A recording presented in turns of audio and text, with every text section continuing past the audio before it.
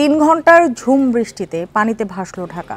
একটানা এই ভারী বর্ষণে তলিয়ে যায় রাজধানীর বেশিরভাগ এলাকা। সড়কে যানবাহন বিকল হয়ে ব্যাহত হয় চলাচল। নিচু এলাকায় বাড়িঘরে ঢুকে পড়ে নোংরা পানি।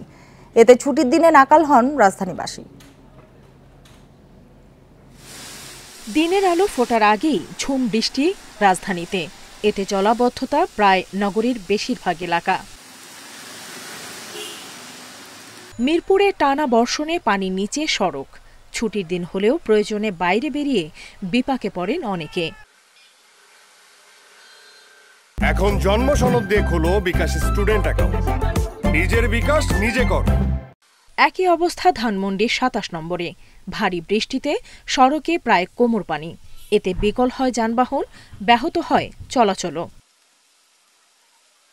ফকিরাপুল, নয়াপল্টন, নিউ মার্কেট, কাউরান বাজার সহ রাজধানীর বেশিরভাগ এলাকা হয়ে পড়ে জলাবদ্ধ। এছাড়া নিচু এলাকায় বাড়িঘরেও ঢোকে পানি। পয়ঃবর্জ্য সহ নোংরা এই পানিতে পরিস্থিতি হয়ে পড়ে ভয়াবহ।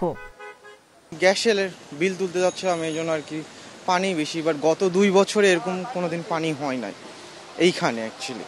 তো আজকে এই ভোগান্তি এইটা যে পায়জামা ভিজে গেছে, অনেক কষ্ট হচ্ছে। এই মুহূর্তে দরকার নৌকা। স্থানীয়দের অভিযোগ, দীর্ঘদিন ধরে এ অবস্থা চললেও নিরসনে কোনো কার্যকর উদ্যোগ নেয়নি নগর কর্তৃপক্ষ।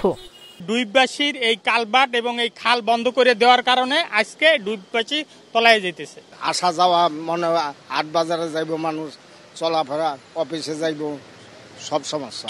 বৃষ্টি হলে পানি জমে যায়, ড্রেনেজ সিস্টেম তো উন্নত হয় না, আর রাস্তায় খানাখন্দে ভরা, খুব সমস্যা। কখন যে কি সমস্যা হয়ে যায় যে, আর সবচেয়ে বড় কথা হচ্ছে অ্যাক্সিডেন্ট হলে দায়ভার তো কেউ নেয় না। যার অ্যাক্সিডেন্ট হয় শুধুমাত্র সেই বুঝে। পরে পরিস্থিতি এতটাই সঙ্গীন হয়ে পড়ে যে সড়কে চলাচলে হাতে সময় নিয়ে বাইরে বেরোনোর পরামর্শ দেয় ডিএমপি। নুরসেলিনা শিউলি, ইন্ডিপেন্ডেন্ট নিউজ, ঢাকা।